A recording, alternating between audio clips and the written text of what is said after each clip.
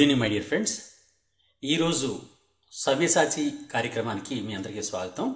ఈరోజు ప్రధానంగా మన వార్తల్లో అంటే న్యూస్ పేపర్స్ వచ్చినటువంటి ప్రధానమైనటువంటి విశేషాలు అంటే ఒక విషయం మీకు చెప్తానండి. ఆంధ్రప్రదేశ్ అండ్ తెలంగాణలో అతి త్వరలో అనేక ఎగ్జామ్స్, ఈరోజు ఏపీ డిఎస్సి కూడా నోటిఫికేషన్ రావడం జరిగింది.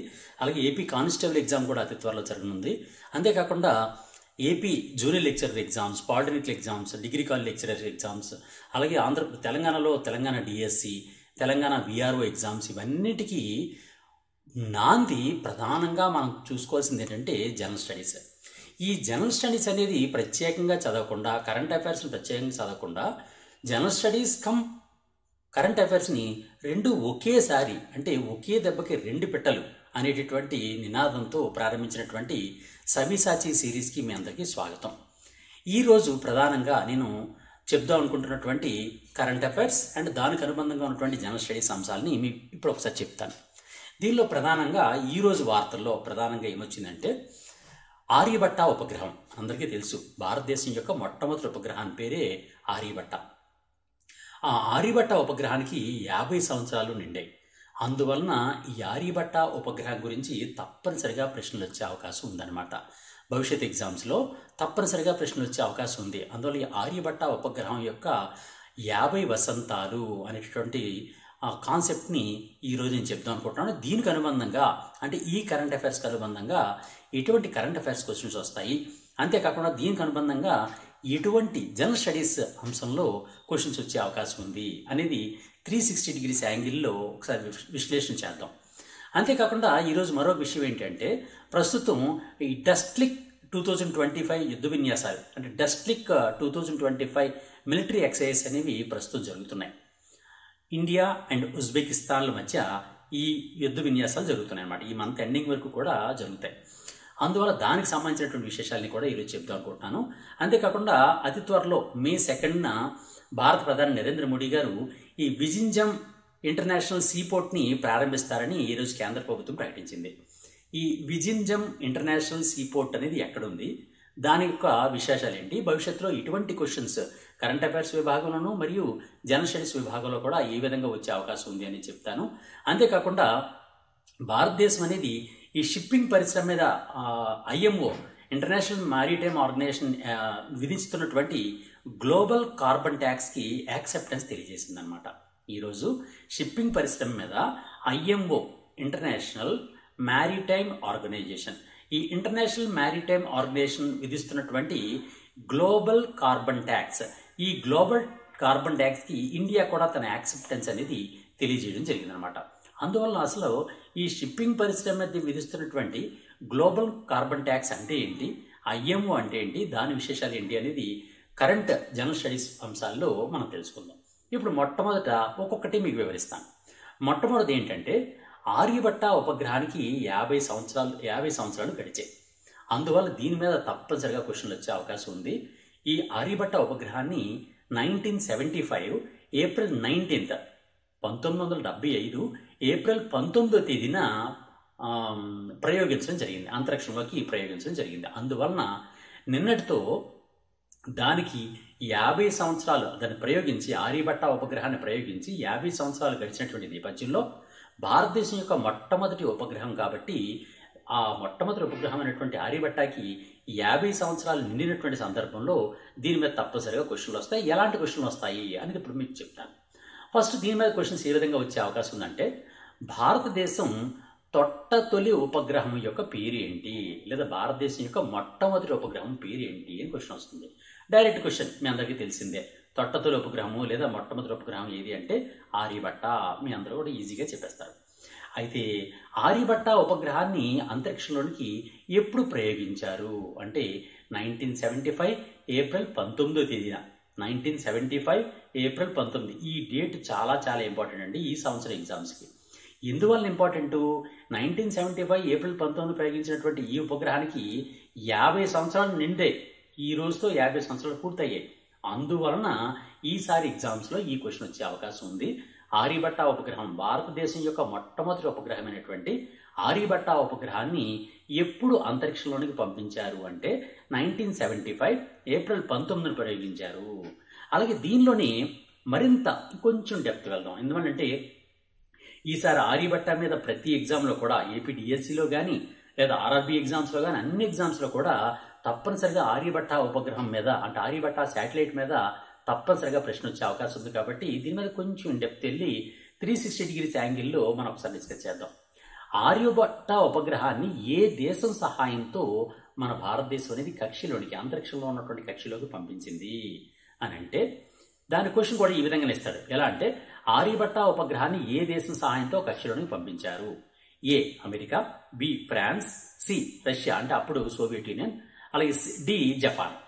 మన నిజానికి బాగా ఇలాంటి విషయాల్లో మనకు బాగా సహకారం అందించింది ఎవరు అంటే సోవియట్ యూనియన్ అంటే ప్రెజెంట్ రష్యా అనమాట.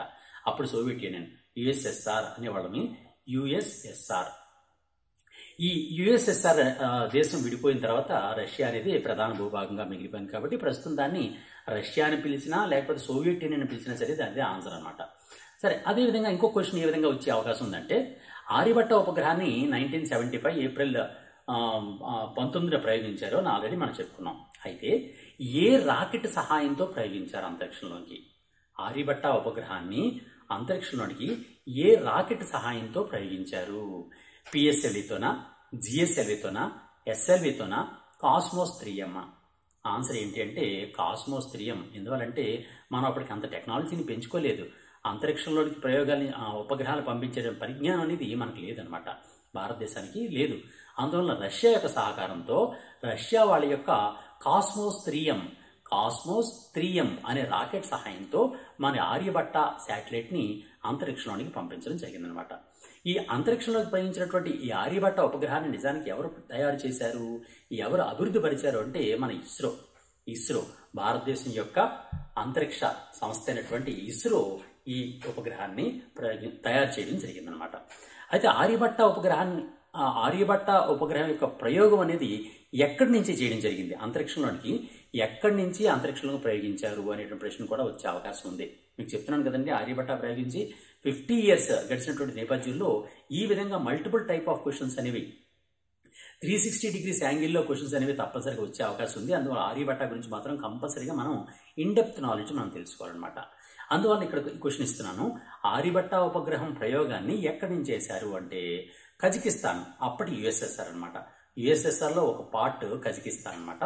ఆ కజకిస్తాన్లోని ఈ బైకునూర్ ప్రయోగ కేంద్రం నుంచి కజకిస్తాన్లో ఉన్నటువంటి అప్పటి యుఎస్ఎస్ఆర్ లేదా ప్రస్తుత కజకిస్తాన్లో ఉన్నటువంటి బైకునూర్ ప్రయోగ కేంద్రం నుంచి యుఎస్ఎస్ఆర్ సహకారంతో మనం అంతరిక్షంలోనికి ఆర్యభట్ట ఉపగ్రహాన్ని ప్రయోగించడం జరిగిందనమాట. అయితే ఆర్యభట్టాన్ని ఏ లక్ష్యంతో ప్రయోగించారు? ఏ లక్ష్యంతో క్వశ్చన్ ఎలా అడుగుతారంటే ఆర్యభట్ట ఉపగ్రహం ప్రయోజనాల్లో ప్రధానమైనది ఏంటి? ఆర్థిక డేటా సేకరణ అంటే ఎకనామిక్ డేటా సేకరించడం కోసమా, లేకపోతే గగనతలం యొక్క నావిగేషన్ చేయడం కోసమా, లేకపోతే ఖగోళ శాస్త్రం పరిశోధన చేయడానిక, వాతావరణ అంచనాలు చేయడానిక అని క్వశ్చన్లో ఆప్షన్స్ ఇస్తూ ఉంటాడు. దానికి ఆన్సర్ ఏంటి అంటే ఖగోళ శాస్త్రంలో పరిశోధన చేయాలి అనే ఉద్దేశంతో మొట్టమొదటిసారిగా భారతదేశం కూడా ఈ ఖగోళ ఇండస్ట్రీలోనికి, ఖగోళ పరిశోధనలోకి అడుగుపెట్టి తన మొట్టమొదటి శాటిలైట్ అయినటువంటి ఆర్యభట్టాన్ని ప్రయోగించడం జరిగిందనమాట. అక్కడ ఆన్సర్ ఏంటి అంటే ఖగోళ శాస్త్రం యొక్క పరిశోధనలు. అయితే ఆర్యభట్ట ఉపగ్రహం అంటున్నాం. ఇందుకే ఆర్యభట్టకు ఆ పేరు ఎందుకు పెట్టారు అనే క్వశ్చన్ కూడా వచ్చే అవకాశం ఉంది. నిజానికి మీకు అందరికీ చాలా మంది తెలిసే ఉంటుంది, కానీ తెలియని వాళ్ళ కోసం ఈ క్వశ్చన్ ఇచ్చారనమాట. ఆర్యభట్ట ఉపగ్రహానికి పేరు ఎందుకు పెట్టారు, ఆ పేరు ఎందుకు పెట్టారు? ఆప్షన్స్ ఎలా ఇస్తారంటే అది మొదటి భారత ప్రధానమంత్రి పేరా, లేక ప్రముఖ ఖగోళ శాస్త్రవేత్త పేరా, లేదా ఇస్రో వ్యవస్థాపకుడి పేరు మీద పెట్టారా, ప్రసిద్ధ పండితుడి పేరు మీద పెట్టారా? ఇలా డిఫరెంట్గా ఇంచుమించు ఒకే విధంగా ఉన్నటువంటి ఆప్షన్స్ ఇచ్చే అవకాశం ఉంటుందన్నమాట. నిజానికి ఏన్షియంట్ ఇండియాలో అంటే మన ప్రాచీన భారతదేశం, మధ్య భారతదేశంలో అనేక మునీశ్వరులు అనే పేరుతో అనేక మంది తపస్సులు ఈ శాస్త్రవేత్తలుగా ఉండేవారు. అందులో ప్రధానమైనటువంటి వ్యక్తి ఆర్యభట్ట. ఈ ఆర్యభట్టయే మనకి సున్నాని కనిపెట్టిన వ్యక్తి. సున్నా నెంబరింగ్ సిస్టంలో హిందూ సిస్టమ్ ఉంటుంది, అంటే ఇండియన్ సిస్టమ్. ఆ ఇండియన్ సిస్టంలో 1 2 3 4 5 6 7 8 9 అనే నెంబర్స్ ఉంటాయి. దాన్ని ఆల్రెడీ అప్పటికే వినియోగించడంలో ఉంది. అనేక గ్రంథాల్లో 1 నుంచి 9 వరకు ఉన్నటువంటి నెంబర్ని వినియోగించడం అప్పటికే ఉన్నటువంటి గ్రంథాల్లో ఉంది. కానీ 0 అనే దాన్ని మాత్రం మొట్టమొదటి ప్రయోగించినటువంటి వ్యక్తి ఎవరు అంటే ఆర్యభట్ట అనమాట. అందువల్ల అంత గొప్ప శాస్త్రవేత్త అయినటువంటి, శాస్త్ర పరిజ్ఞానం కలిగినటువంటి ఆ ఆర్యభట్ట మన ఆర్యభట్ట, మన భారతదేశానికి చెందిన వ్యక్తి కాబట్టి అటువంటి అద్భుతమైనటువంటి మేధావిని గుర్తించే లక్ష్యంతో మన మొట్టమొదటి ఉపగ్రహానికి, మొట్టమొదటి శాటిలైట్కి ఆ ఆర్యభట్ట యొక్క పేరుని పెట్టడం జరిగింది. అందువలన ఆర్యభట్ట ఎవరండి? ప్రముఖ ఖగోళ శాస్త్రవేత్త. ఆయన ఏ విధంగా పరిశోధన చేశారంటే, భూమి యొక్క గమనం, భూమి తన చుట్టూ తాను తిరుగుతోంది, భూమి అనేది ఒక యాక్సిస్ చుట్టూ తన చుట్టూ తాను తిరుగుతోంది, మీరు అవకాశం ఇస్తే, నేను నించోడానికి ప్రదేశం ఇస్తే నేను భూమి మొత్తాన్ని పైకి ఎత్తేటటువంటి శక్తిని నాకు కలిగి ఉంటుంది, అటువంటి టెక్నాలజీని నేను చేయగలనని ఆయన ప్రకటించారనమాట. ఆ విధంగా ఖగోళ పరిశోధనల మీద ఆయన విశేషమైనటువంటి పరిశోధనలు చేయడం జరిగింది మొట్టమొదటిసారిగా. అందువలన ఆర్యభట్ట అయినటువంటి భారతీయ ఖగోళ శాస్త్రవేత్త పేరు మీదగానే ఈ మొట్టమొదటి శాటిలైట్కి, మన ఉపగ్రహానికి ఆర్యభట్ట అని పేరు పెట్టడం జరిగిందనమాట. అయితే అప్పుడు ప్రయోగించినటువంటి ఆర్యభట్ట ఉంది కదండి, మొట్టమొదటి ఉపగ్రహం, అది ఎంత బరువు అంటే ఇంచుమించుగా 180 kgs, 180 kgs మాత్రమే. తక్కువ, చిన్న ఉపగ్రహం అనమాట. 180 kgs మాత్రమే బరువు ఉండేదనమాట. అయితే ఈ ఆర్యభట్ట శాటిలైట్ని ఎవరు రూపొందించారు? ఆర్యభట్ట శాటిలైట్ ఉంది కదండి, 1975లో ప్రయోగించినటువంటి ఆర్యభట్ట శాటిలైట్. ఆ ఆర్యభట్ట శాటిలైట్ లేదా ఆర్యభట్ట కృత్రిమ ఉపగ్రహాన్ని ఎవరి నేతృత్వంలో శాస్త్రవేత్తలు తయారు చేశారు అంటే, మన ప్రధానమైనటువంటి వ్యక్తి, అంటే మన అంతరిక్ష పితామహుడు అంటాం. ఇండియాలో ఈ స్పేస్ టెక్నాలజీ యొక్క పితామహుడు లేదా father of space technology in India, భారతదేశంలో ఖగోళ శాస్త్ర పితామహుడు ఎవరిని పిలుస్తారంటే విక్రమ్ సారాభాయ్ గారిని పిలుస్తారు. ఆ విక్రమ్ సారాభాయ్ గారి యొక్క నేతృత్వంలోనే ఈ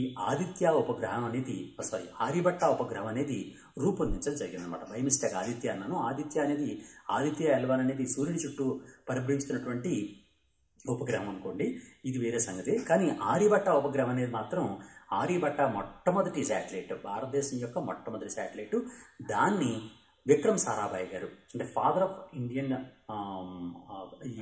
ఆఫ్ ఖగోళ శాస్త్రం అనమాట. అంటే ఈ ఖగోళ శాస్త్రం యొక్క పితామహుడు, భారతదేశంలో ఉన్నటువంటి ఖగోళ శాస్త్ర పితామహుడు, ఈ Indian space, father of Indian space research అనమాట. ఈ ఇండియన్ స్పేస్ రీసెర్చ్లో ఫాదర్గా ఎవరిని పిలుస్తారంటే విక్రమ్ సారాభాయ్ గారిని పిలుస్తారు. ఆ విక్రమ్ సారాభాయ్ గారే మొట్టమొదటి ఉపగ్రహమైనటువంటి భారత ఉపగ్రహమైనటువంటి ఆర్యభట్టాన్ని రూపొందించడం జరిగిందనమాట. అలాగే మరో క్వశ్చన్ కూడా ఇచ్చే అవకాశం ఉంది. అదేంటంటే, ఆర్యభట్ట ఉపగ్రహ రూపకల్పన చేసినటువంటి పరిశోధనా కేంద్రం ఏది అనే క్వశ్చన్ అడగవచ్చు. ఆర్యభట్ట ఉపగ్రహాన్ని రూపొందించినటువంటి పరిశోధనా కేంద్రం అప్పుడే కొత్తగా ఇస్రోని ఏర్పాటు చేయడం జరిగిందన్నమాట. ISRO, Indian satellite research organisation. ఈ ఇస్రో సంస్థ అనేది బెంగళూరులో ఏర్పాటు చేశారు.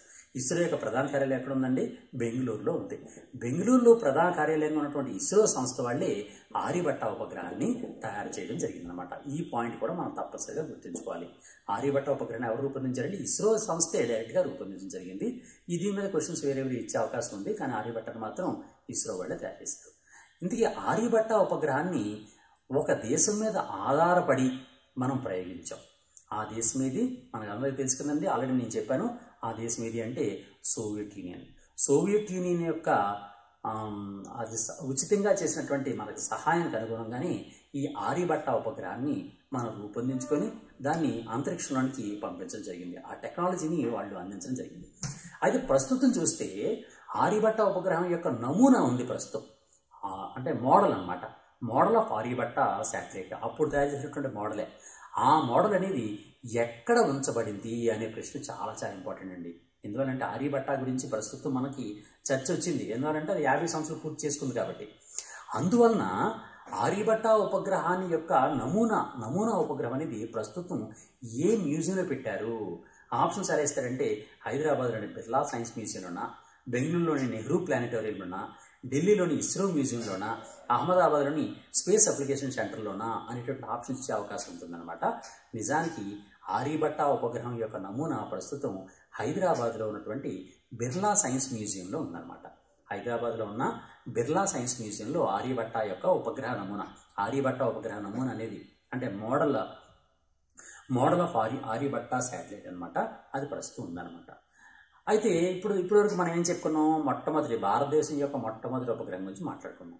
అయితే ఇప్పుడు దీనికి అనుబంధంగా జనరల్ స్టడీస్ విభాగంలో మరింత డెప్త్కి వెళ్తే ప్రపంచంలో మొట్టమొదటి శాటిలైట్ ఏంటి అనేది కూడా మనం తప్పనిసరిగా తెలుసుకోవాలి. దాని మీద కూడా క్వశ్చన్ ఇచ్చాను, ఒకసారి చూడండి. క్వశ్చన్ ఎలా వస్తుందంటే, అంటే 75 వసంతాలు పూర్తి చేసుకుంటున్నటువంటి భారతదేశం యొక్క మొట్టమొదటి శాటిలైట్ ఆర్యభట్ట అనే నేపథ్యంలో 50 సంవత్సరాలు పూర్తి చేసుకున్నటువంటి నేపథ్యంలో ప్రపంచంలో మొట్టమొదటి కృత్రిమ ఉపగ్రహం ఏది? ప్రపంచంలో మొట్టమొదటి ఆర్టిఫిషియల్ శాటిలైట్ ఏది అనే ప్రశ్న రావచ్చు. ఏది ఆప్షన్స్ కూడా ఇచ్చాను చూడండి. స్పుత్నిక్ 1, అపోలో 11, లూనా 2, ఆర్యభట్ట అని అడుగుతాడు. నిజానికి అపోలో 11 గురించి మీకు అందరికీ తెలిసే ఉంటుంది కదండి. చంద్రుని మీదకి ప్రయోగించినప్పుడు చంద్రయాన్ సమయంలో యుఎస్ వాళ్ళు చంద్రుని మీదకి వెళ్ళినప్పుడు నీల్ ఆర్మ్స్ట్రాంగ్ గారు దిగినటువంటి ఆ శాటిలైట్ పేరు అపోలో 11. కానీ ఇప్పుడు మనం అడుగుతున్న క్వశ్చన్ ఏంటి అంటే, ప్రపంచంలో మొట్టమొదటి కృత్రిమ ఉపగ్రహం ఏది అని అడిగాడు. కృత్రిమ ఉపగ్రహం పేరు ఏంటి అంటే స్పుత్నిక్ 1. స్పుత్నిక్ 1 అనేది ఈ స్పుత్నిక్ 1 అనేది ప్రపంచంలో మొట్టమొదటి శాటిలైట్ అనమాట. స్పుత్నిక్ 1 ఉపగ్రహాన్ని ఏ దేశం ప్రయోగించింది అంటే సోవియట్ యూనియన్ వాళ్ళు ప్రయోగించారు. అంటే ప్రస్తుత రష్యా అనమాట. ప్రస్తుత రష్యా లేదా అప్పటి సోవియట్ యూనియన్ వాళ్ళు యుఎస్ఎస్ఆర్ ఈ యుఎస్ఎస్ఆర్ అనేటటువంటి ఈ దేశం లేదా సోవియట్ యూనియన్ లేదా రష్యా అనేటువంటి ఈ దేశం అనేది స్పుత్నిక్ 1 అనే ఉపగ్రహాన్ని మొట్టమొదట ప్రయోగించడం జరిగింది. ఇదే ప్రపంచంలో మొట్టమొదటి ఉపగ్రహం అన్నమాట. స్పుత్నిక్ 1 ఎందుకు ఎప్పుడు ప్రయోగించారు అనే ప్రశ్న కూడా వచ్చే అవకాశం ఉంది. అందుకే దాన్ని కూడా క్వశ్చన్ ఇచ్చాను. స్పుత్నిక్ 1 ప్రయోగం ఎప్పుడు జరిగింది అంటే 1957 అక్టోబర్ 4th. 1957 October 4th. ఈ డేట్ కూడా కంపల్సరీ గుర్తుంచుకోవాలండి. ఈ విధంగా స్పుత్నిక్ 1 అనే దాన్ని 1957 అక్టోబర్ 4th అనే ఆ డేట్ నాడు ప్రయోగించడం జరిగిందనమాట. అయితే స్పుత్నిక్ 1 ప్రయోగించినటువంటి రాకెట్ పేరు ఏం పేరు అంటే R7. స్పుత్నిక్ 1 ప్రయోగించినటువంటి రాకెట్ పేరు R7. దాని పేరు ఏం పేరండి? R7. ఇక్కడ మీకు ఇంకో విషయం చెప్తాను. స్పుత్నిక్ 1 లేదా రష్యా వాళ్లే ఒక జంతువుని కూడా మొట్టమొదటిసారిగా అంతరిక్షంలో ప్రయోగించారు. అంతరిక్షంలోకి వెళ్ళినటువంటి మొట్టమొదటి జంతువు ఏది అని చాలాసార్లు క్వశ్చన్ అడిగారు అనమాట. ఆ జంతువు ఏంటి అంటే కుక్క, కుక్క అనమాట. అంతరిక్షంలోకి వెళ్ళినటువంటి అంటే భూమిపైన ఉన్నటువంటి జీవుల్లో మొట్టమొదటి జీవి, అంతరిక్షంలోకి వెళ్ళినటువంటి జీవి మనిషి కాదండి, మొట్టమొదటి కుక్క వెళ్ళింది. ఆ కుక్క పేరు ఏం పేరు అంటే లైకా అనే కుక్కని రష్యా వాళ్లే అంతరిక్షంలో పంపించడం జరిగింది. అందువల్ల లైకా అనే కుక్క మొట్టమొదటిసారిగా అంతరిక్షంలోనికి వెళ్ళడం జరిగిందనమాట. ఇది చాలా ఇంపార్టెంట్ క్వశ్చన్. ఈ లైకా గురించి చాలా సార్లు అనేక ఎగ్జామ్స్లో డిఎస్సిలో కానీ లేకపోతే జేఎల్, డిఎల్ లేకపోతే పాలిటెక్నిక్ లెక్చరర్స్ ఇవన్నీ ఎగ్జామ్స్కి, అంతేకాకుండా ఆర్ఆర్బి ఎగ్జామ్స్ అన్నిటి కూడా చాలా ఇంపార్టెంట్ అనమాట. మీకు అందరికీ మిత్రులారా మీకు ఒక విషయం చెప్తాను. ఇప్పుడు ఈ విధంగానే కరెంట్ రిలేటెడ్గా ఉన్నటువంటి జనరల్ స్టడీస్ విభాగాలతో మొత్తం కంప్లీట్గా 100% మార్క్ వచ్చే విధంగానే మనం రూపొందిస్తూ ఉంటాం మన ఏకలవ్య మ్యాగజైన్ని. ఇటువంటి మ్యాగజైన్స్తో కలిపి మన గాంధీవం యాప్లో అన్ని కోర్సెస్ మొత్తం అన్ని ఎగ్జామ్స్ సంబంధించింది. ఫర్ ఎగ్జాంపుల్ అతి త్వరలో జరగబోతున్నటువంటి AP DSC, Andhra Pradesh DSC exam కానీ, లేదా తెలంగాణ డిఎస్సి ఎగ్జామ్ కానీ, ఆంధ్రప్రదేశ్లో జూనియర్ లెక్చరర్ ఎగ్జామ్ కానీ, ఆంధ్రప్రదేశ్లో డిగ్రీ కాలేజ్ లెక్చరర్స్ కానీ, ఆంధ్రప్రదేశ్లో పాలిటెక్నికల్ లెక్చరర్స్ కానీ, లేకపోతే ఆంధ్రప్రదేశ్లో అతి త్వరలో జరగబడుతున్నటువంటి కానిస్టేబుల్ మెయిన్స్ ఎగ్జామినేషన్స్ కానీ, తెలంగాణలో విఆర్ఓ ఎగ్జామినేషన్స్ కానీ, ఆంధ్రప్రదేశ్లో హైకోర్టు జాబ్స్ కానీ, అలాగే తెలంగాణలో అత్యంత త్వరలో రాబోతున్నటువంటి నెక్స్ట్ మంత్లో రాబోతున్నటువంటి కానిస్టేబుల్ ఎస్ఐ ఎగ్జామ్స్లో కానీ ఇవన్నిటికీ సంబంధించినటువంటి general studies and current affairs. ఈ current affairs and current related polity, current related economy, current related science and technology, current related geography అన్నింటితో కలిపి మనం వీడియో కోర్సెస్ని మన గాంధీవం యాప్లో పెట్టడం జరిగింది. అందువల్ల మీ అందరూ కూడా తప్పనిసరిగా గాంధీవం యాప్ని తప్పనిసరిగా డౌన్లోడ్ చేసుకోండి. దానిలో మీరేం లేదు, చాలా సింపుల్ అండి. మీరు ప్లేస్టోర్లోకి వెళ్ళి గాంధీవం అని ప్లేస్టోర్లో టైప్ చేసుకుంటే సరిపోతుంది. గాంధీవం అని టైప్ చేసుకుంటే మీరు ఆటోమేటిక్గా ఆ ప్లేస్టోర్ నుంచి మన గాంధీవం యాప్ని మీరు డౌన్లోడ్ చేసుకోగలుగుతారు. గాంధీవం స్పెల్లింగ్ కూడా చెప్తున్నాను చూడండి.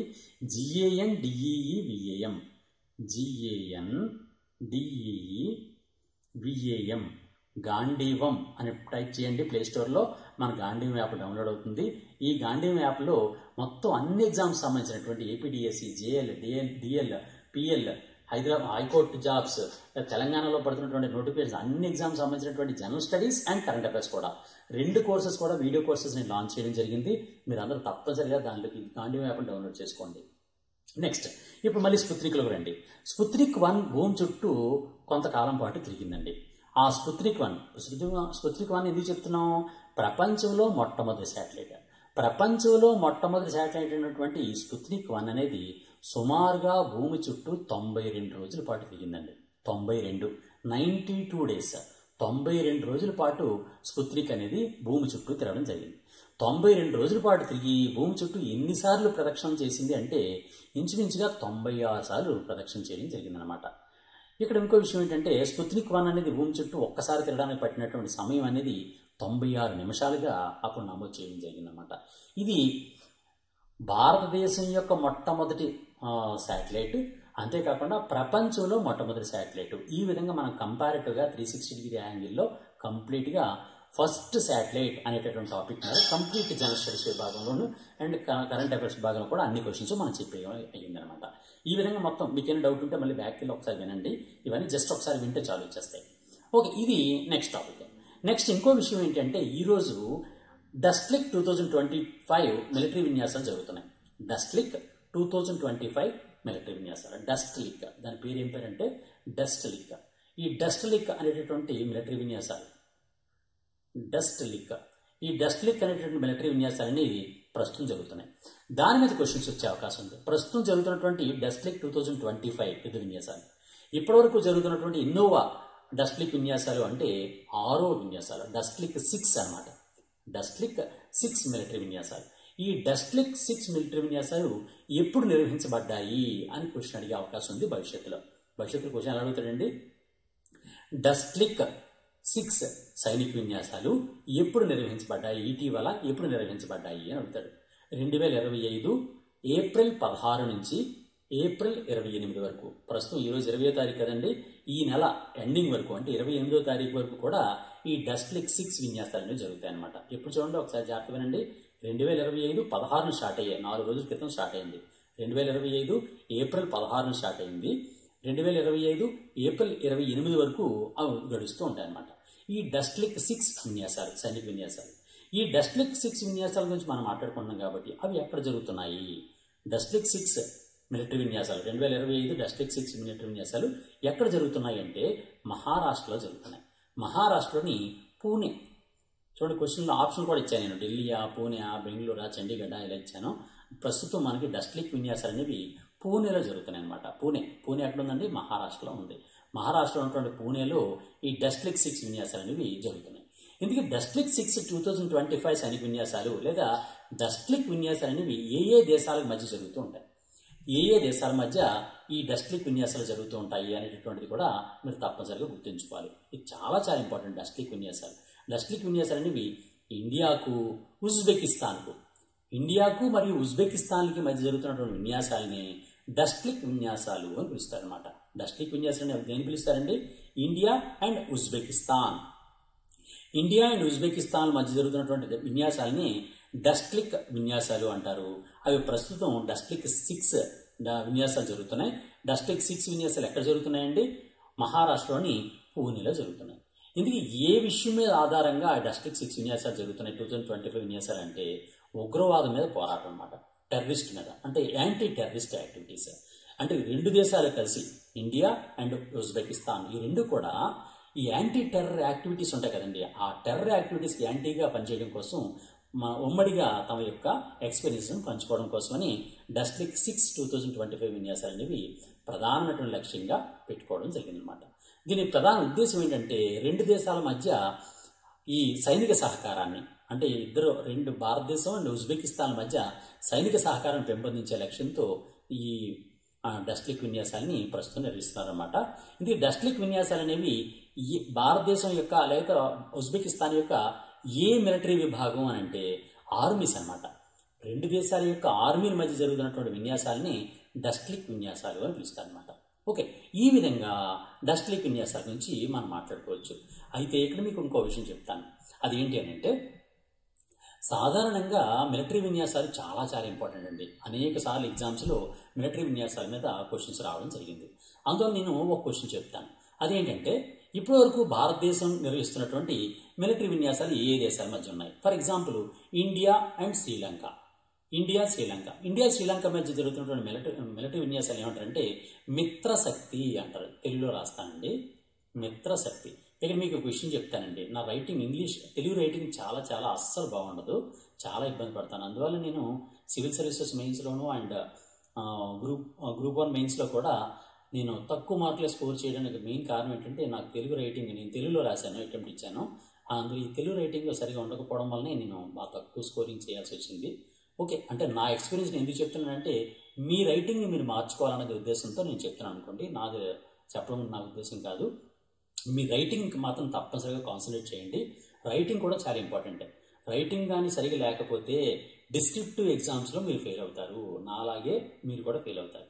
ఆబ్జెక్టివ్ ఎగ్జామ్స్లో అయితే నేను మొత్తం అన్ని ఎగ్జామ్స్లో కూడా నాదే ఫస్ట్ ర్యాంక్స్, కానీ డిస్క్రిప్టివ్ ఎగ్జామ్కి వచ్చేటప్పటికి నా మార్కులు తగ్గిపోవడానికి కారణం ఏంటి అంటే రైటింగ్ సరిగా ఉండకపోవడం అనమాట. అందువల్ల తప్పనిసరిగా మీరు రైటింగ్ మీద కూడా కంపల్సరిగా కాన్సన్ట్రేట్ చేయండి. ఓకే, నెక్స్ట్ ఇప్పుడు చూడండి, మిత్రశక్తి విన్యాసాలు ఎవరెవరు జరుగుతున్నాయండి? ఇండియా అండ్ శ్రీలంక మధ్య మిత్రశక్తి జరుగుతుంది. అలాగే మిత్రశక్తి విన్యాసాలే కాకుండా ఇండియా శ్రీలంక మధ్య మరొక విన్యాసం కూడా జరుగుతుంటుంది. దాన్ని ఏమంటారంటే సిలీనెక్స్ అంటారు. సిలీనెక్స్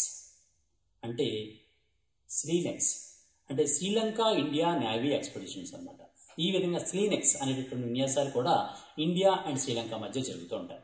అలాగే భారతదేశం అండ్ నేపాల్, మన పొరుగునటువంటి మరో దేశం నేపాల్, ఈ ఇండియా అండ్ నేపాల్ దేశాల మధ్య మరొక విన్యాసం జరుగుతుంటుంది. దాన్ని ఏమంటారంటే సూర్యకిరణ్ అని పిలుస్తారు. సూర్యకిరణ్ మిలిటరీ విన్యాసాలు. సూర్యకిరణ్ మిలిటరీ విన్యాసాలు ఏ దేశాల మధ్య జరుగుతాయండి? India and Nepal. అలాగే ఇండియా చైనా, మరొక పొరుగు దేశం చైనా. ఇండియా చైనా మధ్య జరుగుతున్నటువంటి మిలిటరీ విన్యాసాలు ఏమంటారంటే హ్యాండ్ ఇన్ హ్యాండ్ అని పిలుస్తారు. హ్యాండ్ ఇన్ హ్యాండ్ మిలిటరీ విన్యాసాలని ఇండియా చైనాల మధ్య ఉన్నటువంటి మిలిటరీ విన్యాసాలు అని పిలుస్తారు. అలాగే ఇండియా ఖతార్ దేశాల మధ్య జరుగుతున్నటువంటి మిలిటరీ విన్యాసాలు ఏమని పిలుస్తారంటే జైర్ అల్ బహర్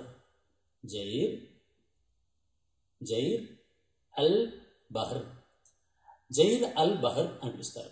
జైర్ అల్ బహర్ అనేటువంటి మిలిటరీ విన్యాసాలు ఇండియా మరియు ఖతార్ మధ్యన జరుగుతూ ఉంటాయి. అలాగే ఇండియా రష్యాల మధ్య ఇంద్రా పేరుతో ఇండియా రష్యాల మధ్య మిలిటరీ విన్యాసాలు జరుగుతూ ఉంటాయి. అంతేకాకుండా ఇప్పుడు ఆల్రెడీ చెప్పుకున్నాం డస్ట్లిక్ అంటే ఇండియా ఉజ్బెకిస్తాన్ మధ్య డస్ట్లిక్ జరుగుతుంటుంది. అలాగే ఇండోనేషియా, మన పొరుగు దేశం మరో దేశం ఉంటుంది, దాని పేరు ఇండోనేషియా. ఈ ఇండియా అండ్ ఇండోనేషియా ఈ రెండింటి మధ్య జరుగుతున్నటువంటి మిలిటరీ విన్యాసాలు ఏమంటారంటే సముద్ర శక్తి అంటారు. సముద్ర శక్తి మిలిటరీ విన్యాసాలని ఇండియా ఇండోనేషియా మధ్య జరుగుతున్నటువంటి మిలిటరీ విన్యాసాలను పిలుస్తారు. అలాగే ఇండియా జపాన్ మధ్య కూడా జరుగుతాయండి. ఇండియా జపాన్ మధ్య జరుగుతున్నటువంటి మిలిటరీ విన్యాసాలు ఏమంటారంటే షిన్యు మిత్ర అంటారు. షిన్యు మిత్ర విన్యాసాలు, షిన్యు మైత్ర లేదా షిన్యు మైత్రి అని కూడా అంటారు దీన్ని. షిన్యు మైత్రి విన్యాసాలని, షిన్యు మిత్ర విన్యాసాలని ఇండియా అండ్ జపాన్ మధ్య జరుగుతున్నటువంటి మిలిటరీ విన్యాసాన్ని పిలుస్తూ ఉంటారు. ఇలా డిఫరెంట్, నేను ఒక కంప్లీట్ వీడియో ఒకటి చేస్తానండి, ఎందుకంటే చాలా పెద్ద వీడియో అవుతుంది అనమాట ఇది. నిజానికి చాలా దేశాలు, ఫర్ ఎగ్జాంపుల్ మంగోలియా ఉందనుకోండి, నొమాడిక్ ఎలిఫెంట్ అని, మాల్దీవ్స్ ఉందనుకోండి, ఎక్విరన్ అని, ఇవన్నీ కూడా చాలాసార్లు ఎగ్జామ్స్లో రావడం జరిగింది. అందుకు దీనికోసం స్పెషల్గా ఒక మిలిటరీ విన్యాసాలు అనేటువంటి వీడియో ఒకటి సెపరేట్ చేస్తాను, అప్పుడు ఇంకా డీటెయిల్గా వివరిస్తాను. ఓకే, ఈ రోజుతో ఇక్కడతో ఆపుతున్నాను ఈ విషయాన్ని. నెక్స్ట్ టాపిక్ చూద్దాం. ఈ రోజు ఉన్నటువంటి మరొక ప్రధానమైన విషయం ఏంటంటే వింజింజామ్ ఇంటర్నేషనల్ సీపోర్ట్. ఈ వింజింజామ్ ఇంటర్నేషనల్ సీపోర్ట్ అనే దాన్ని అతి త్వరలో May 2న భారత ప్రధాని నరేంద్ర మోడీ గారు ప్రారంభిస్తారని ఈ రోజు కేంద్ర ప్రభుత్వం ప్రకటించింది అనమాట. ఇందుకే ఈ వింజింజామ్ ఇంటర్నేషనల్ సీపోర్ట్ అనమాట, అంటే సముద్ర పోర్ట్. ఈ సీపోర్ట్, ఇంటర్నేషనల్ సీపోర్ట్ అయినటువంటి వింజింజామ్ సీపోర్ట్ అనేది ఎక్కడ ఉంది అనేది చాలా చాలా ఇంపార్టెంట్. ఎక్కడ ఉంది అంటే కేరళలో ఉందన్నమాట. కేరళలో ఉన్నటువంటి వింజింజామ్ ఇంటర్నేషనల్ సీపోర్ట్ అనే దాన్ని అతి త్వరలో మన భారత ప్రధాని నరేంద్ర మోడీ గారు ప్రారంభిస్తున్నారు. ఇందుకే దీని ప్రధాన ఉద్దేశం వింజింజామ్ పోర్ట్ని అభివృద్ధి చేసిన ఉద్దేశం ఏంటి, ప్రధానంగా లక్ష్యం ఏంటి, ఏ లక్ష్యంతో దీన్ని అభివృద్ధి పరిచారు అనేటువంటి క్వశ్చన్ కూడా మనకు వచ్చే అవకాశం ఉంది. క్వశ్చన్ చూడండి, ఇచ్చిన ఆప్షన్స్ కూడా మత్స్య పరిశ్రమను ప్రోత్సహించడానిక, టూరిజాన్ని పెంపొందించడానిక, ట్రాన్స్షిప్మెంట్ హబ్గా పనిచేయడం కోసమా, మిలిటరీ కేంద్రంగా మార్చడం కోసమా అనేటటువంటి ఆప్షన్స్ ఇచ్చే అవకాశం ఉంది. అవన్నీ ఇంచుమించుగా దగ్గర సంబంధాలు ఉంటాయన్నమాట. అందుకని జాగ్రత్తగా చూసుకోవాలి. దానికి ఏంటంటే ట్రాన్స్షిప్మెంట్ హబ్గా ఈ తిరువనంతపురం ఏరియా అండ్ విజింజాం పోర్ట్ని మార్చే ఉద్దేశంతో ఈ విజింజాం పోర్ట్ని అభివృద్ధి పరుస్తున్నారు. ఎందుకంటే ట్రాన్స్షిప్మెంట్ అంటే అర్థం ఏంటి? ట్రాన్స్షిప్మెంట్ అంటే ఏం కాదండి. ఫర్ ఎగ్జాంపుల్ వేరే ఒక దేశం ఉంది, ఒక దేశం అనేది అతి దూరంగా ఉన్నటువంటి మరో దేశానికి ఎక్స్పోర్ట్ చేద్దాం అనుకుంటుంది. ఎక్స్పోర్ట్ చేస్తున్నప్పుడు అంత దూరం ప్రయాణం చేయడం కష్టం కాబట్టి ఒక దేశం నుంచి వేరే దేశం నుంచి మన ఇండియాకి ఫస్ట్ ఇంపోర్ట్ చేసుకొని ఇండియా దగ్గర నుంచి ఇంకొక దేశానికి ఎక్స్పోర్ట్ చేస్తూ ఉంటాం అన్నమాట. ఈ విధంగా మనం దిగుమతి చేసుకుంటున్నటువంటి అంటే మనం వేరే దేశం నుంచి దిగుమతి చేసుకున్నటువంటి వస్తువుల్ని మళ్ళీ మనం ఎగుమతి చేయడం, అటువంటి దాన్ని ట్రాన్స్షిప్మెంట్ అంటారనమాట. షిప్ ద్వారా వస్తుంది, మళ్ళీ ఇంకో షిప్ ద్వారా వెళ్ళిపోతుంది అనమాట. ఆ విధంగా దిగుమతిని ఎగుమతిగా మార్చడం, దాన్ని ట్రాన్స్షిప్మెంట్ అంటారు. అటువంటి ట్రాన్స్షిప్మెంట్ హబ్గా ఈ కేరళలో ఉన్నటువంటి తిరువనంతపురం ఏరియా ఏదైతే ఉందో ఆ ఏరియా మొత్తాన్ని అభివృద్ధి పరిచే లక్ష్యంతో ఈ విజింజాం అనేటువంటి పోర్ట్ని అభివృద్ధి పరచడం జరుగుతుందన్నమాట. ఇందుకే విజింజాం పోర్ట్ని ఎవరు అభివృద్ధి పరుస్తున్నారు అంటే ఇది ప్రైవేట్ పబ్లిక్ పార్ట్నర్షిప్ అనమాట, పీపీపీ ద్వారా దీన్ని అభివృద్ధి పరుస్తున్నారు. పీపీపీ అంటే అర్థం ఏంటంటే పబ్లిక్ ప్రైవేట్ పార్ట్నర్షిప్. ఈ పబ్లిక్ ప్రైవేట్ పార్ట్నర్షిప్లో అభివృద్ధి పరుస్తున్నారు. ఏ సంస్థ అంటే అదానీ గ్రూప్ వాళ్ళే దీన్ని అభివృద్ధి పరచడం జరుగుతోంది. విజింజాం పోర్ట్ని అదానీ గ్రూప్ వాళ్ళు అభివృద్ధి పరిచారు. దాన్ని మన ప్రధాని నరేంద్ర మోడీ గారు మే 2 2025 మే 2 ఆయన దాన్ని ప్రారంభించడం జరుగుతుందన్నమాట. ఇందుకే విజింజాం పోర్ట్ గురించి చూస్తే, విజింజాం పోర్ట్ అంటే ఎక్కడ ఉందని చెప్పానండి? కేరళలో ఉందని చెప్పాను. కేరళ ఫర్ ఎగ్జాంపుల్ ఇలా ఉంది అనుకోండి, మన భారతదేశం కేరళ. ఈ కేరళ ఇలా ఉంది కదండి, ఇదంతా ఏంటి? అరేబియన్ ఓషన్, అంటే ఇదంతా అరేబియా మహాసముద్రం. అందులో విజింజాం పోర్ట్ అనేది అరేబియా మహాసముద్రంలో ఉన్నటువంటి పోర్ట్ అనమాట. దాని మీద కూడా క్వశ్చన్ ఆ విధంగా వచ్చే అవకాశం ఉంది. విజింజాం పోర్ట్ అనేది ఏ సముద్ర తీరంలో ఉంది? అరేబియా సముద్ర తీరంలో ఉంది. ప్రధాని నరేంద్ర మోడీకి ఎప్పుడు ప్రారంభిస్తారండి? 2025 మే 2 దాన్ని ప్రారంభించడం జరుగుతుంది అనమాట. అలాగే ఇక్కడ దీనికి సంబంధించినటువంటి మరొక ప్రధానమైనటువంటి అంశం ఒకటి చెప్తాను. సాధారణంగా ఇప్పుడు మనం పోర్ట్ అని చెప్పాం కదండి, ఈ పోర్ట్ల మీద తప్పనిసరిగా క్వశ్చన్ వచ్చి తీరుతుందండి. ప్రతి ఎగ్జామ్లో కూడా ఈ పోర్ట్ అనే దాని మీద చాలా ఇంపార్టెంట్ ఎగ్జామ్స్. ఎందువల్లంటే ఈ మధ్యకాలంలో ఈ ఎయిర్పోర్ట్స్ అండ్ ఈ సీ పోర్ట్స్ మీద ఎక్కువ ఇన్వెస్ట్మెంట్ చేస్తున్నారు. ఎందుకంటే భారతదేశంలో మౌలిక సదుపాయాల్ని అంటే ఈ ఏదైతే ఇన్ఫ్రాస్ట్రక్చర్ ఉందో ఆ ఇన్ఫ్రాస్ట్రక్చర్ని అభివృద్ధి పరిచే లక్ష్యంతో ఈ పోర్ట్ల మీద ఎక్కువ కాన్సన్ట్రేట్ చేస్తున్నారు. అందువల్ల ఈ పోర్ట్ డెవలప్మెంట్ ఎక్కువ జరుగుతుంది. అయితే ప్రస్తుతం ఉన్నటువంటి పోర్ట్స్ ఇంతకీ మేజర్ పోర్ట్స్ అంటాం. నిజానికి మన భారతదేశంలో అతిపెద్దమైనటువంటి పోర్ట్స్ ఉన్నాయి, వాటిని మేజర్ పోర్ట్స్ అని పిలుస్తారు. ఈ మేజర్ పోర్ట్స్ అనేవి ప్రధానంగా 12 ఉంటాయండి. భారతదేశంలో ఉన్నటువంటి మేజర్ పోర్ట్స్ ఏంటండి? 12 మేజర్ పోర్ట్స్ ఉన్నాయి. దానిలో మొట్టమొదటి ఒక్కొక్క దాని నుంచి ఒకసారి నేను వివరిస్తాను ఒక్కొక్కటి, ఎందుకంటే చాలా ఇంపార్టెంట్. ఇవన్నీ కూడా చాలా ఇంపార్టెంట్. ఇంకా ఈ విధంగా మన భారతదేశం ఉంది అంటే ఇదంతా కూడా ఇండియన్ ఓషన్ అండ్ ఇది బే ఆఫ్ బెంగాల్, ఇది అరేబియన్ సీ. ఓకే, ఇలా ఉంది కదండి. ఇప్పుడు ఈస్ట్ దగ్గర నుంచి వెస్ట్ వరకు ఉన్నటువంటి అనేక పోర్టులు ఉన్నాయి. ఈ పోర్టులో ప్రధానమైనటువంటి పోర్టు ఏది అంటే మనకు దగ్గరలో ఉన్నటువంటి తమిళనాడు పోర్టు. తమిళనాడులోని చెన్నైలో పోర్టు ఉంది, చెన్నై పోర్టు. తమిళనాడులోని చెన్నై పోర్టు అనేది ప్రధానమైనటువంటి పోర్టు. ఈ పోర్టు మీద క్వశ్చన్స్ ఏ విధంగా అడిగాడంటే లాస్ట్ టైము కృత్రిమ పోర్టు లేదా ఆర్టిఫిషియల్ పోర్టు ఏది? భారతదేశంలో ఉన్నటువంటి మేజర్ పోర్టుల్లో ఆర్టిఫిషియల్ పోర్ట్ ఏది అని అడిగాడు. అది ఏది అంటే మన చెన్నై పోర్ట్ అనమాట. చెన్నై పోర్ట్నే ఆర్టిఫిషియల్ పోర్ట్ అంటారు, ఎందుకంటే ఆర్టిఫిషియల్గా దాన్ని నిర్మించారనమాట. అంతేకాకుండా ఇది సెకండ్ బిజియెస్ట్ పోర్ట్, రెండవ బిజియెస్ట్ పోర్ట్ అనమాట. అందులో ఇది చాలా ఇంపార్టెంట్. రెండవ busiest port. First busiest port ఇది ముంబై పోర్ట్. ఈ ముంబై ఉంది కదండి, మహారాష్ట్రలో ముంబై, ఇక్కడ ముంబై ఉంటుంది.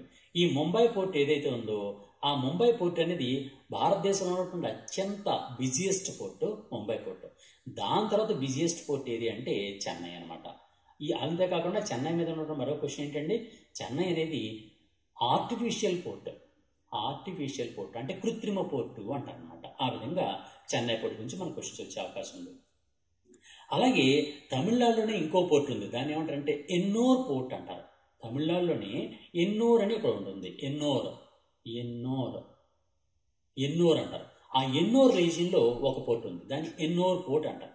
ఆ ఎన్నోర్ పోర్ట్ ఉన్నటువంటి స్పెషాలిటీ ఏంటి అంటే దాని మీద క్వశ్చన్ ఎలా వచ్చే అవకాశం ఉందంటే ఇది ఫస్ట్ కార్పొరేటైజ్డ్ పోర్ట్ అనమాట. కార్పొరేటైజ్డ్ పోర్ట్, అంటే కార్పొరేట్ సంస్థలు అభివృద్ధి పరిచినటువంటి పోర్ట్ అనమాట ఇది ఎన్నూరు పోర్ట్. అలా ఎన్నూరు పోర్ట్ కూడా మనం చెప్పుకోవచ్చు, అది తమిళనాడులో ఉంది. అలాగే నెక్స్ట్ బ్యాక్ వెళ్తే కేరళ ఇక్కడ చెప్పుకున్నాం కదండి కేరళ. ఈ కేరళలో కేరళ ఉంది. ఈ కేరళలో కోచి పోర్ట్ ఉంటుంది. కోచి రీజియన్లో ఉన్నటువంటి ఒక పోర్ట్ ఉంటుంది. ఇక్కడ కోచి పోర్ట్ గురించి ఒక క్వశ్చన్ వస్తుందండి. ఏంటి అంటే అక్కడ ఒక లేక్ ఉంది. కోచి పోర్ట్ దగ్గర ఒక లేక్ ఉందన్నమాట. ఆ లేక్ ఏమనిపిస్తారంటే వెంబనాడ్ లేక్ అంటారు. చాలా ఫేమస్ లేక్ అనమాట, చాలా ఫేమస్ లేక్. ఈ లేక్ ఏమంటారంటే వెంబనాడ్ లేక్ అంటారు. వెంబనాడ్ లేక్, వెంబనాడ్ సరస్సు అంట తెలుగులో. వెంబనాడ్ సరస్సు. ఇక్కడ క్వశ్చన్ ఎలా వస్తుందంటే వెంబనాడు సరస్సును ఆనుకొని ఉన్నటువంటి మేజర్ పోర్ట్ ఏది? వెంబనాడ్ సరస్సు ఏ మేజర్ పోర్ట్ దగ్గరలో ఉంది అనే క్వశ్చన్ వచ్చే అవకాశం ఉంది. అది ఏ పోర్ట్ అండి? కోచి పోర్ట్. కేరళలో ఉన్నటువంటి కోచి పోర్ట్ అనేది వెంబనాడ్ అనే లేక్కి అనుసంధానమై ఉంటుంది. ఇక్కడి నుంచి స్పైసెస్, సుగంధ ద్రవ్యాలని, సాల్ట్ని ఎక్కువగా ఎక్స్పోర్ట్ చేస్తూ ఉంటారన్నమాట. ఇది కేరళలో ఉన్నటువంటి ఈ కోచి పోర్ట్ గురించి. ఓకే, ఇది ఈ విధంగా ఉంటుంది. అంతేకాకుండా ఇంకా కొంచెం పైకి వెళ్తే కర్ణాటకలోని మంగళూరు పోర్ట్ ఉంటుంది. ఇక్కడ మంగళూరు పోర్ట్ అని ఉంటుంది. మంగళూరు తెలుసు కదండి మనందరికి కూడా. ఆ మంగళూరు పోర్ట్ ఉంటుంది. ఆ మంగళూరు పోర్ట్లో సాధారణంగా ఐరన్ ఎక్స్పోర్ట్ అనేది చాలా ఫేమస్ అనమాట ఇక్కడ. దానికి కొంచెం పైకి వెళ్తే గోవా పోర్ట్ ఉంటుంది. గోవా ఉంది కదండి. ఆ గోవాలో ఉన్నటువంటి పోర్ట్ ఏమంటారంటే మర్మగోవా పోర్ట్ అంటారు అనమాట. ఇక్కడ ఒకసారి క్వశ్చన్ ఏమి అడిగాడంటే జువారీ నది, ఒక నది ఉందండి. అది వెస్టర్న్ ఫ్లోయింగ్ రివర్ అనమాట. అంటే పశ్చిమానికి ప్రవహించేటటువంటి నది. ఆ పశ్చిమానికి ప్రవహించేటటువంటి నది అయినటువంటి జువారీ నది, ఆ జువారీ నది యొక్క ఎస్చురీలో ఉన్నటువంటి పోర్టు ఏది అని అడిగాడు. అది మర్మగోవా. అందుకే ఎస్చురీ అంటే ఏంటి అది కూడా మీకు చెప్తాను చూడండి. ఎస్చురీ అంటే అర్థం ఏంటంటే ఒక నది ఇలా ఉందనుకోండి. ఈ నది అనేది సముద్రంలో ప్రవహిస్తూ ఉంటుంది. నదిలో ఏముంటుంది? ఫ్రెష్ వాటర్ ఉంటుంది. సముద్రంలో ఏముంటుంది? సెలైన్ వాటర్ ఉంటుంది. ఫ్రెష్ వాటర్ అంటే మంచినీళ్ళు, సముద్ర నీళ్లు అంటే ఉప్పు నీళ్లు. ఈ ఉప్పు నీళ్లు, సముద్ర నీళ్లు కలుస్తున్నటువంటి మధ్య ప్రాంతం ఉంది. అంటే నది సముద్రంలో కలుస్తున్నటువంటి ప్రాంతం ఉంది. ఈ నది సముద్రంలో కలుస్తున్నటువంటి ప్రాంతంలో సముద్రంలో ఉన్నంత సాల్ట్ ఉండదు, అలాగే మంచినీళ్ళలో ఉన్నటువంటి చప్పదనం ఉండదు. రెండు కలిసినటువంటి మిశ్రమం ఉంటుంది. దాన్ని ఎస్చురీ అంటారు. దాని తెలుగులో ఏమంటారంటే నదీ ముఖద్వారము అంటారు అనమాట. ఆ విధంగా జువారీ నది మనం ఆల్రెడీ చెప్పుకున్నాం కదండి. జువారీ నది, ఆ జువారీ నది యొక్క నదీ ముఖద్వారంలో ఉన్నటువంటి పోర్టు ఏది అంటే గోవాలో ఉన్నటువంటి మర్మగోవా నది. ఓకే, ఆ పాయింట్ గుర్తుంచుకోండి. అలాగే దాని పైభాగంలో ఆల్రెడీ ఇందా చెప్పాను, మా ముంబైలో ఉన్నటువంటి ముంబై పోర్ట్ ట్రస్ట్ ఉంటుంది. ఈ ముంబైలో ఉన్నటువంటి ముంబై పోర్ట్ ట్రస్ట్కి ఉన్నటువంటి ప్రధానమైనటువంటి క్వశ్చన్ ఏంటంటే ఏ విధంగా క్వశ్చన్ వచ్చే అవకాశం ఉంది? The busiest port in India. భారతదేశంలో అత్యంత బిజీగా ఉన్నటువంటి, అత్యంత రద్దీగా ఉన్నటువంటి పోర్ట్ ఏది అని అంటే మన మహారాష్ట్రలో ఉన్నటువంటి ముంబై పోర్ట్ అనమాట. అలాగే మహారాష్ట్రలోనే ఇంకో పోర్ట్ కూడా ఉంది. ఆ పోర్ట్ ఏంటంటే జవహర్లాల్ నెహ్రూ పోర్ట్. దాన్ని JNPT అంటారు. దీని దగ్గరలోనే మహారాష్ట్రలోని ఇంకొక పోర్ట్ ఉంటుంది. దాన్ని జవహర్లాల్ నెహ్రూ పోర్ట్ అంటారు. JNPT పోర్ట్ అంటారు. దీన్ని ఇంకో పేరుతో కూడా పిలుస్తారు. అది చాలా ఫేమస్. ఏంటి ఆ పేరు అంటే నవశేవా పోర్ట్. నవశేవా పోర్టు అన్న జవహర్లాల్ నెహ్రూ పోర్ట్ అన్న ఒకటే. ఇక్కడ జవహర్లాల్ నెహ్రూ పోర్ట్ లేదా నవశేవా పోర్టు మీద ఇది ఎక్కడుంది అంటే మహారాష్ట్రలో ఉంది.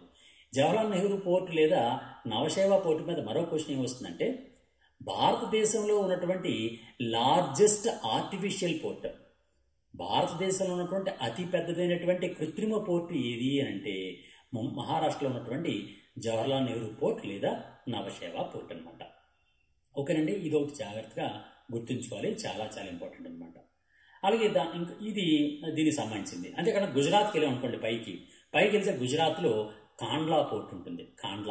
కాండ్లా అనే ఏరియాలో కాండ్లా పోర్ట్ ఉంటుంది. అదొకటి ఇంపార్టెంట్ పాయింట్. కాండ్లా పోర్ట్. ఇక్కడ మనకి కరాచీ పోయింది కదండి. పాకిస్తాన్ విడిపోయినప్పుడు మనకి కరాచీ పోయింది. కరాచీ పోగానే మనకి చాలా ప్రాబ్లం అయింది. అందుకని అర్జెంటుగా ఇక్కడ గుజరాత్లోని కాండ్లాలో ఒక ప్రత్యేక పోర్టు నిర్మించారు. ఆ పోర్టునే కాండ్లా పోర్ట్ అంటారు. కాండ్లా పోర్ట్ మీద ఒక క్వశ్చన్ వచ్చే అవకాశం ఉంది. అదేంటంటే దాన్ని ఏమంటారంటే టైడల్ పోర్ట్ అంటారు. టైడ్స్, ఫర్ ఎగ్జాంపుల్ చూడండి, మన సముద్రంలో టైడ్స్ వస్తుంటాయి, అలలు. ఆ అలలకు అనుగుణంగా ఉన్నటువంటి పోర్ట్ కాబట్టి దాన్ని టైడల్ పోర్ట్ అంటారు అనమాట. భారతదేశంలో టైడల్ పోర్ట్ అని దేని పిలుస్తారంటే గుజరాత్లో ఉన్నటువంటి కాండ్లా పోర్ట్ని టైడల్ పోర్ట్ అని పిలుస్తారు అనమాట. ఇదొకటి మనం గుర్తుంచుకోవాల్సినటువంటి ప్రధానమైనటువంటి పోర్ట్. ఇది వెస్ట్రన్ సైడ్ అయిపోయింది. నెక్స్ట్ కొంచెం చెన్నైకి పైన ఉన్నటువంటి ఈస్ట్ సైడ్ వద్దాం, మన వైపు అంటే మన ఆంధ్రప్రదేశ్ వైపు వద్దాం. ఆంధ్రప్రదేశ్కి వచ్చేటప్పటికి మన మెయిన్ పోర్ట్ ఏది అంటే విశాఖపట్నం పోర్ట్. విశాఖపట్నం పోర్ట్ ఇది విఎస్పి. విశాఖపట్నం పోర్టు చాలా పెద్ద పోర్టు, మెయిన్ పోర్టులో ఇది ఒకటి అనమాట. ఇక్కడ క్వశ్చన్ ఏ విధంగా వస్తుందంటే ఆంధ్రప్రదేశ్ ఉన్నటువంటి విశాఖపట్నం పోర్టు మీద క్వశ్చన్ ఎలా వస్తుందంటే the deepest port in India. Deepest port, deepest port, deepest అంటే అర్థం ఏంటంటే లోతైన పోర్టు. భారతదేశంలో అత్యంత లోతుగా ఉన్నటువంటి పోర్టు ఏది అంటే విశాఖపట్నం పోర్ట్ అనమాట. ఇది చాలా ఇంపార్టెంట్ అయినటువంటి పోర్టు. ఈ విధంగా పోర్ట్స్ అన్నీ ఉంటాయి. అంతేకాకుండా కలకత్తా పోర్ట్, కలకత్తాలో వెస్ట్ బెంగాల్లో కలకత్తా పోర్ట్ ఉంటుంది. అంతేకాకుండా అండమాన్ నికోబార్ దీవుల్లో కూడా ఒక పోర్ట్ ఉంటుందండి. అండమాన్ నికోబార్ దీవుల్లో ఈ అండమాన్ నికోబార్ ఐలాండ్స్లో కూడా ఉన్నటువంటి పోర్టు పోర్ట్ బ్లెయిర్ పోర్ట్. ఈ విధంగా ప్రధానమైనటువంటి పోర్టులన్నీ కూడా మనకి సాధారణంగా కనిపిస్తుంటాయి. ఇది అంటే మనం పోర్ట్ గురించి మాట్లాడుకున్నాం కాబట్టి మేజర్ పోర్ట్స్ అన్ని కూడా మనం కవర్ చేసుకోవాలి. ఇది మేజర్ పోర్ట్లు అండ్ దానికి సంబంధించిన మీరు కరెక్ట్గా మ్యాప్ వైజ్గా మీరు గుర్తుంచుకున్నారంటే ఈజీగా గుర్తుంచుకోవచ్చు. అలాగే నేను చెప్పిన పాయింట్లు కూడా చాలాసార్లు ఎగ్జామ్స్లో వచ్చినవే పాయింట్లన్నీ కూడా. మేజర్ పోర్ట్స్ గురించి క్వశ్చన్స్ ఏ విధంగా రావాలో ఏ విధంగా వచ్చాయో అవన్నీ కూడా మీకు ఆల్రెడీ వివరించడం జరిగిందనమాట.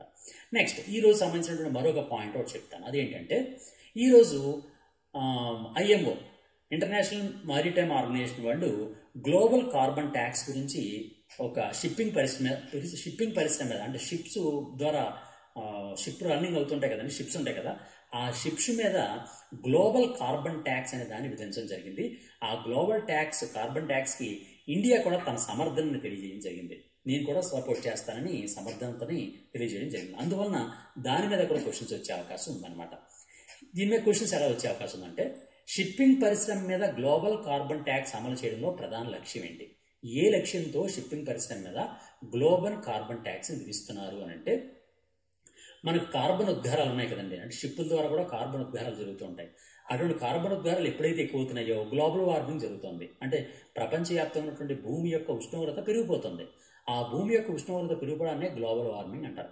ఆ గ్లోబల్ వార్మింగ్ని తగ్గించే ఉద్దేశంతో కార్బన్ ఉద్గారాలను తగ్గించుకోవడం కోసమని షిప్పింగ్ పరిశ్రమ మీద ప్రత్యేకంగా కార్బన్ ట్యాక్స్ అనే దాన్ని విధిస్తున్నారు అనమాట. ఎవరైతే ఏ షిప్ అయితే ఎక్కువగా ఉద్గారాలు విడుదల చేస్తుందో, ఎక్కువైతే పొగ విడుదల చేస్తూ ఉంటుందో అటువంటి వాటి మీద ఎక్కువగా ట్యాక్స్ విధిస్తూ వాటిని డిస్కరేజ్ చేస్తూ వాటిని కార్బన్ని అంటే ఈ కార్బన్ ఉద్గారాలను తగ్గించుకునే విధంగా వాటిని ప్రోత్సహించడం కోసమని ఈ ఐఎంఓ ఇంటర్నేషనల్ మ్యారిటైమ్ ఆర్గనైజేషన్ వాళ్ళు ఈ గ్లోబల్ కార్బన్ ట్యాక్స్ అనే దాన్ని విధించడం ప్రారంభిస్తున్నారు అనమాట అతి త్వరలో. ఓకే, నెక్స్ట్ దాని మీద కూడా క్వశ్చన్ ఒకటి ఇస్తాను చూడండి. షిప్పింగ్ పరిశ్రమ మీద గ్లోబల్ కార్బన్ ట్యాక్స్ ప్రవేశపెట్టాలని ప్రతిపాదించినటువంటి అంతర్జాతీయ సంస్థ ఏది అంటే ఐఎంఓ. ఐఎంఓ అంటే అదేంటండి international maritime organisation. International maritime organisation అంటే తెలుగులో అంతర్జాతీయ సముద్ర సంస్థ అంటారు. అంతర్జాతీయ సముద్ర సంస్థ లేదా ఇంటర్నేషనల్ మ్యారిటైమ్ ఆర్గనైజేషన్ అంటారు. ఏ లక్ష్యంతో విధిస్తున్నారంటే దీని మీద ఈ షిప్పింగ్ పరిశ్రమ నుంచి గ్రీన్ హౌస్ వాయువుల్ని ఉద్గారాలను తగ్గించుకోవాలనే ఉద్దేశంతో విధిస్తున్నారు. దీనికి దీర్ఘకాలికంగా ఏంటి లక్ష్యం అంటే షిప్పింగ్ నుంచి కాలుష్యాన్ని పూర్తిగా తగ్గించేయడం అనేటువంటి లక్ష్యంతో దీన్ని విధించడం జరుగుతుంది అనమాట. ఇప్పుడు ఐఎంఓ గురించి చెప్తాను. ఐఎంఓ అంటే అర్థం ఏంటండి international maritime organisation. International maritime organisation అంతర్జాతీయ సముద్ర సంస్థ.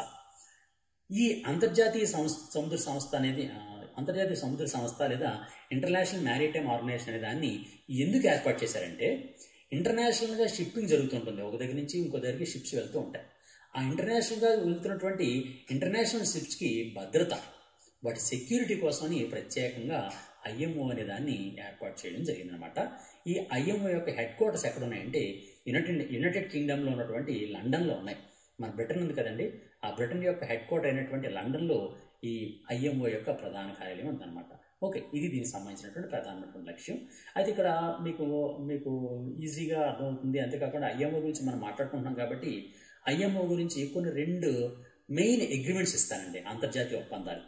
ఐఎంఓకి సంబంధించినటువంటి 2 ఇంటర్నేషనల్ అగ్రిమెంట్స్ గురించి ఇప్పుడు మాట్లాడతాను. అదేంటంటే ఫస్ట్ దాన్ని ఏమంటారంటే సోలాస్ అంటారు.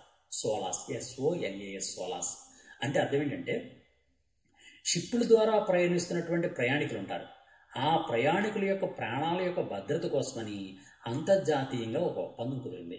ఆ అంతర్జాతీయ ఒప్పందాన్ని సోలాస్, SOLAS, సోలాస్ అంటారు. దాని పూర్తి పేరు ఏం పేరంటే international convention for the safety at sea. International convention for the safety at sea. International convention for the safety at sea అనే దాన్ని సోలాస్ కన్వెన్షన్ అని కూడా పిలుస్తుంటారు. ఈ సోలాస్ కన్వెన్షన్ దేనికోసం విడుదల చేశారంటే ప్రత్యేకంగా ఎవరైతే ప్రయాణికులు ఉంటారో, అంటే షిప్స్ ద్వారా ప్రయాణం చేసే వాళ్ళు ఉంటారో, వాళ్ళ యొక్క ప్రాణాలకి ఎటువంటి ప్రమాదం కలగకుండా ఉండడం కోసమని జాగ్రత్తలు పాటించడం కోసం ఈ కన్వెన్షన్, ఈ అగ్రిమెంట్ అనే దాన్ని కుదుర్చుకోవడం జరిగిందనమాట. ఓకే, ఇది దీనికి సంబంధించినటువంటి ఒక అగ్రిమెంట్. అలాగే దీనికి సంబంధించినటువంటి మరొక అగ్రిమెంట్ గురించి కూడా మాట్లాడతాను. అదేంటంటే మార్పోల్, MARPOL, మార్పోల్ కన్వెన్షన్ అని ఇంకోటి ఉంటుంది. మార్పోల్ కన్వెన్షన్ ఎందుకంటే ప్రత్యేకంగా సముద్రాల మీద కాలుష్యాన్ని తగ్గించడం కోసం ఇప్పటికే ఆల్రెడీ ఒక అగ్రిమెంట్ ఉంది, ఇంటర్నేషనల్ అగ్రిమెంట్. ఆ ఇంటర్నేషనల్ అగ్రిమెంట్నే మార్పోల్ అంటారు. ఇప్పుడు ఆల్రెడీ మనం ఏం చెప్తున్నాం, గ్లోబల్ కార్బన్ ట్యాక్సెస్ గురించి మాట్లాడుకుంటున్నాం కదండి.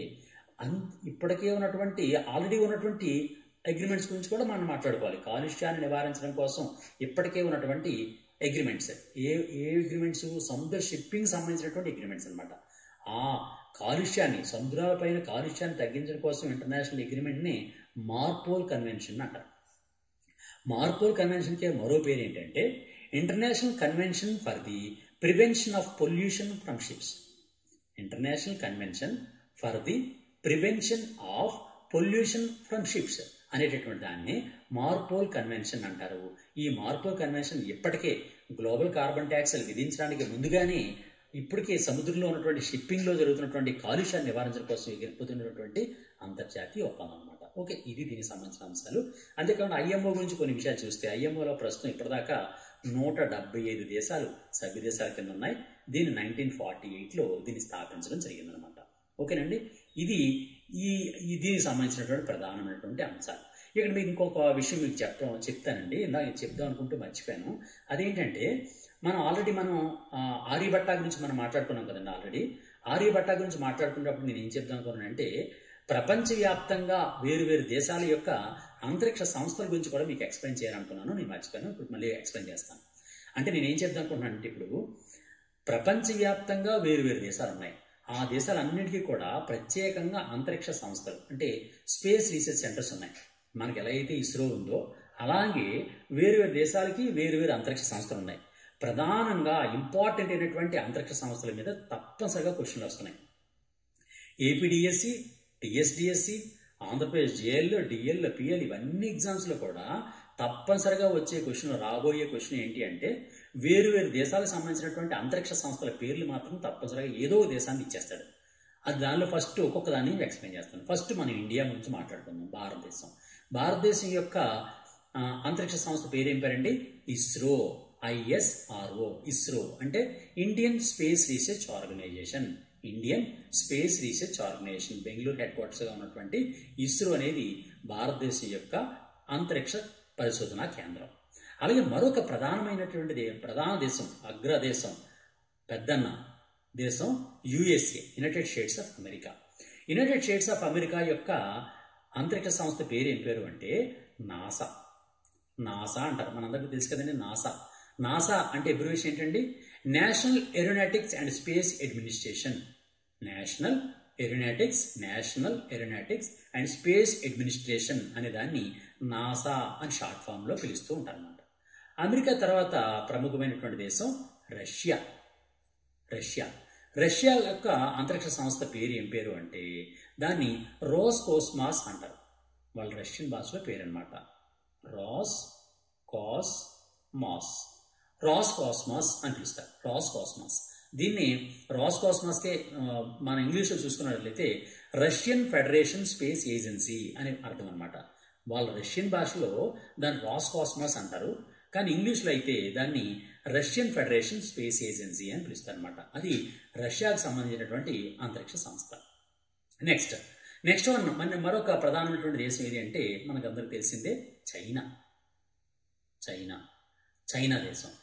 దేశం కూడా ఈ మధ్యకాలంలో చాలా ప్రోగ్రెస్ ఎక్కువ అవుతుంది. కాబట్టి వాళ్ళ యొక్క మన అంతరిక్ష కేంద్రం గురించి కూడా మనం తప్పనిసరిగా గుర్తుంచుకోవాలి. వాళ్ళ అంతరిక్ష కేంద్రం ఏమేమి పిలుస్తారంటే CNSA అని పిలుస్తారు. CNSA అంటే అర్థం ఏంటంటే China national space administration.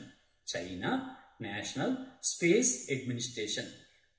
China national space administration అనే దాన్ని చైనా వాళ్ళ యొక్క స్పేస్ సెంటర్ అనమాట, అంటే స్పేస్ రీసెర్చ్ సెంటర్. అలాగే మరొకటి ఏంటంటే, మరొక ప్రధానమైనటువంటి దేశాల యొక్క యూనియన్ ఏది అంటే యూరోపియన్ యూనియన్. యూరోపియన్ యూనియన్ దేశం వాళ్ళందరూ కలిసి ఒక అంతరిక్ష సంస్థను ఏర్పాటు చేసుకున్నారు. ఆ సంస్థ పేరే ఈఎస్ఏ. ఈఎస్ఏ అంటే అర్థం ఏంటంటే European space agency. European space agency అనే దాన్ని ఈఎస్ఏ అన్నారు. అలాగే ఈ మధ్య చంద్రుని మీదకి తన ఉపగ్రహాన్ని పంపించినటువంటి మరొక దేశమే జపాన్. ఈ మధ్య చంద్రుని మీదకి ఉపగ్రహాన్ని పంపించింది.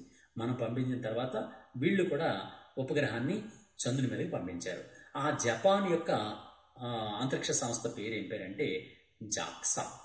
JAXA, JAXA.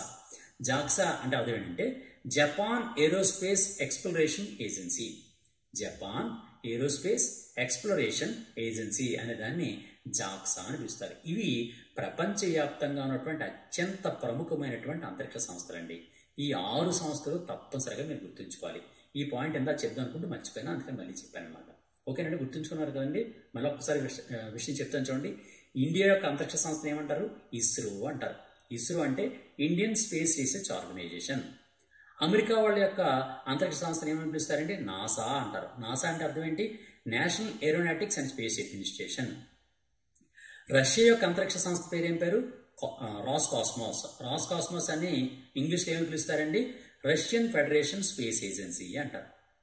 చైనా యొక్క అంతరిక్ష పరిశోధన సంస్థని CNSA అంటారు. CNSA అంటే అర్థం ఏంటి? China national space administration. అలాగే యూరోపియన్ యూనియన్ యొక్క స్పేస్ ఏజెన్సీని ESA లేదా యూరోపియన్ స్పేస్ ఏజెన్సీ అని పిలుస్తారు. అలాగే జపాన్ దేశం యొక్క అంతరిక్ష సంస్థని, పరిశోధన సంస్థని జాక్సా అని పిలుస్తారు. జాక్సా అంటే జపాన్ ఏరోస్పేస్ ఎక్స్ప్లోరేషన్ ఏజెన్సీ. ఈ విధంగా దీనికి సంబంధించినటువంటి విశేషాలని మనం తప్పనిసరిగా గుర్తుంచుకొని తీరాలి. ఈ రోజు ఉన్నటువంటి ఈ విశేషాలు మనం తెలుసుకున్నది ఏంటంటే అంటే టోటల్ కరెంట్ అఫైర్స్, ఈ రోజు జరిగినటువంటి కరెంట్ అఫైర్స్ గురించి మనం మాట్లాడుకున్నాం. అలాగే ఈ రోజు జరిగినటువంటి ప్రధానమైనటువంటి ఆ కరెంట్ అఫైర్స్కి అనుబంధంగా ఉన్నటువంటి టోటల్ సైన్స్ అండ్ టెక్నాలజీ అంశాలు, పాలిటీ అంశాలు, ఎకానమీ అంశాలు అన్నిటికి సంబంధించినటువంటి జనరల్ స్టడీస్ విభాగంలో మ్యాక్సిమం క్వశ్చన్స్ అన్ని కవర్ చేయడం జరిగిందనమాట. ఈ విధంగా ప్రతిరోజు కూడా కంప్లీట్ చేద్దాం. నేను ఇంకా ఈ రోజు లేట్ అయింది కానీ ప్రతిరోజు కూడా మ్యాక్సిమం 7 o'clock ఇవ్వడానికి నేను ప్రయత్నం చేస్తాను. తప్పనిసరిగా మీ మిత్రులకు కూడా ఎక్కువ మందికి మన వీడియోస్ని షేర్ చేయండి. అంతేకాకుండా మీ అందరూ కూడా మీరు ఏ ఎగ్జామ్ ప్రిపేర్ అవుతున్నా తప్పనిసరిగా దానిలో మనకి వీడియో కోర్సెస్ అనేవి లాంచ్ చేయడం జరిగింది మన గాంధీవం యాప్లో. అందులో మీరు ప్లేస్టోర్లోకి వెళ్ళి GANDEEVAM గాంధీవం అని టైప్ చేసి మీరు గాంధీవం యాప్ని డౌన్లోడ్ చేసుకోండి. లేదనుకుంటే మనం డిస్క్రిప్షన్లో దానికి లింక్ ఇస్తున్నాను. ఆ లింక్ని కూడా మీరు డౌన్లోడ్ ఆ లింక్ ద్వారా కూడా మీరు గాంధీవం యాప్ని డౌన్లోడ్ చేసుకోవచ్చు. దానిలో ఏపీ డిఎస్సికి సంబంధించి, AP JL junior lecturer exams, polytechnical exams, degree college exams, అలాగే ఏపీ హైకోర్టు ఎగ్జామ్స్, ఏపీ డిఎస్సికి సంబంధించినటువంటి జనరల్ స్టడీస్ అండ్ కరెంట్ అఫైర్స్లో 100% గ్యారంటీ కోర్స్ ఒకటి పెట్టాం. అంతేకాకుండా తెలంగాణకు సంబంధించినటువంటి VRO exams, constable exams, SI exams అన్నీ కూడా మనకి అవైలబిలిటీ అందులో దొరుకుతుంది. అంతేకాకుండా RRBకి సంబంధించినటువంటి ALP examinations, group D examinations, general science విభాగంలో సంబంధించినటువంటి exams, general science video courses అన్నీ కూడా అందులో పెట్టడం జరిగింది. తప్పనిసరిగా గాంధీవం యాప్ని డౌన్లోడ్ చేసుకుని దాన్ని వినియోగించుకుంటారని కోరుకుంటున్నాను. మీ మిత్రులు కూడా తప్పనిసరిగా, అంటే నాకు ఇచ్చినటువంటి నాకు చిన్న సహాయం, ఆ సహాయం ఏంటి అంటే తప్పనిసరిగా మీరు మీకు తెలిసినటువంటి మిత్రులకి, అంతేకాకుండా మీరున్నటువంటి వాట్సాప్ గ్రూప్స్ అండ్ టెలిగ్రామ్ గ్రూప్స్లోకి మన ఏకలవ్య వీడియోస్ని షేర్ చేస్తారని, ఆ విధంగా నాకు సహాయం అందిస్తారని, ఎక్కువ మంది ఎప్పుడైతే చూస్తున్నారో ఆటోమేటిక్గా నాకు కూడా చాలా ఇంట్రెస్ట్ కలుగుతుంటుంది. ఎవ్రీడే ఇంకా ఎక్కువ చేయాలనుకుంటుంటాను.